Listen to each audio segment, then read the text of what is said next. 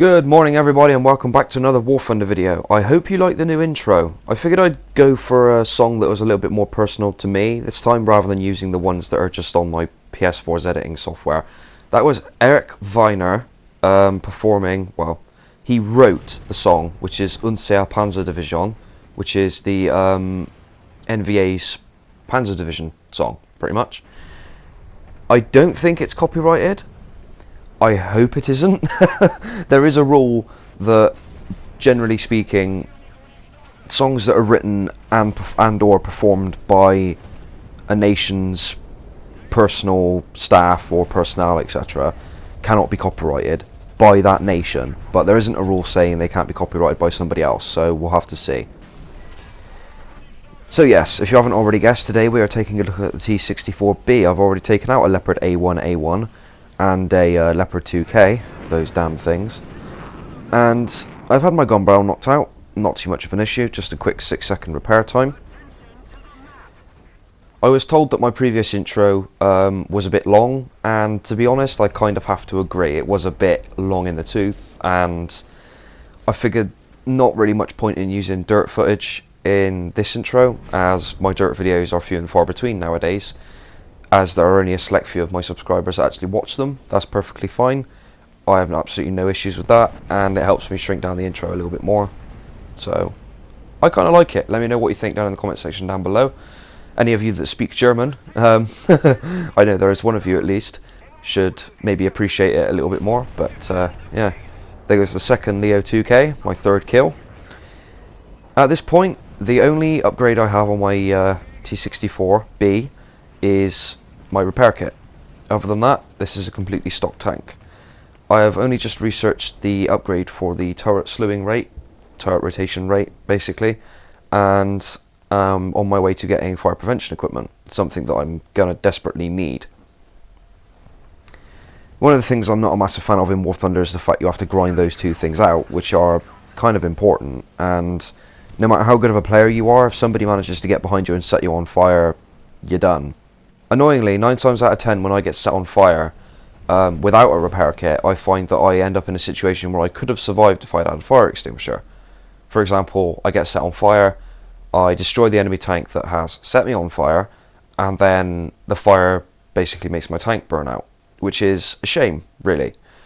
But then, on the other hand, most of the situations where I have FPEs, I get set on fire and put the fire out, but then die anyway. So, tomato, tomato. So let's look at some of them shells. The first shell for the T-64B has 440 odd millimeters of penetration. The second one 470. This is the upgraded APFSDS. The third shell is heat with 440 millimeters of penetration at all ranges on a 90-degree angle. And the third is the Cobra ATGM, 650 millimeters of penetration at a 90-degree angle. The armor and general layout of the T-64B is, well, the layout is the same. The armor is somewhat improved, as we will see in a moment. The mobility, I didn't think it was faster to begin with, but then once I drove my T-64 in a match after getting knocked out, there's a bounce there from the KPZ-70 off my frontal plate, I realised that despite the fact the T-64B should weigh more, it's got more armour, and the engine is pretty much the same, I was expecting it to be less mobile, but after driving my T-64A in the same match, my T-64A is fully upgraded by the way, I realised how much of a difference the T-64B actually makes in and of itself. The armour, well, that hit I just took was the only hit I've taken in this tank from Sabo on the frontal plate that has bounced. And I know that was Sabo because he fired through a wall at me. If that had been heat, or an ATGM, which is more likely given it was a KPZ-70, if it had been heat, it would have just exploded the wall and not done any damage to me. But as I know it was APFSDS, it did no damage to my frontal armour whatsoever, it bounced, and I wasn't at a particularly good angle. So, the armour on this thing is not bad. It's, I'd best describe it as mediocre. I've been having issues dealing with Abrams tanks, however. The Abrams in the game that we have the Abrams that we have in game at the moment has the 105mm gun. It is the M1, not the M1A1. The Leopard 2K, which we have in the game at the moment, has the Rheinmetall 120mm cannon, which gets a heat shell as standard with 650mm of penetration. The same penetration that the T-64B gets on its Cobra anti-tank guided missile.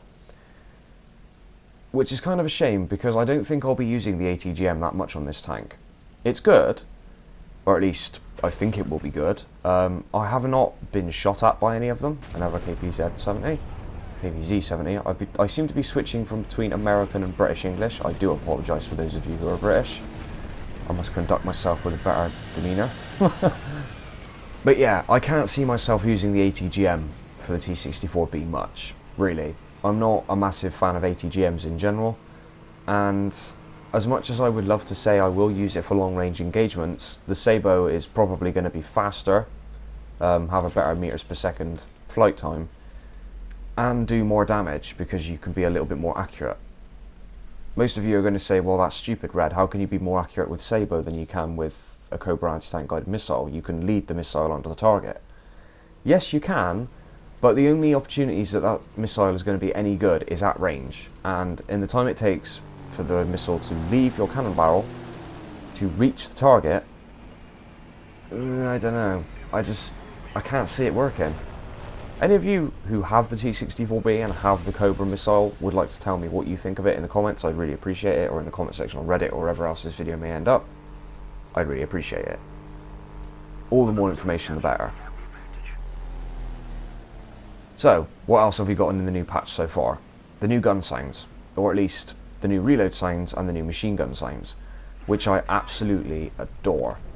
The new machine gun sounds are fantastic, in my opinion. They add some meat to the sound that you get. They're not loud as such, but it's just the little things. Like you can hear the brass hitting the top of the tank turret as the machine guns feed through, and all the empty brass spills out the one side and hits the metal on the top of the turret. It's the little things that make a big difference. Same with the tank guns. The reload sound now includes the sound of the shell being ejected from the breech and landing on the floor of the turret. I hope you guys enjoyed the video. Please like, share and subscribe for more, and I'll see you guys in the next Wolf in the video. Cheers.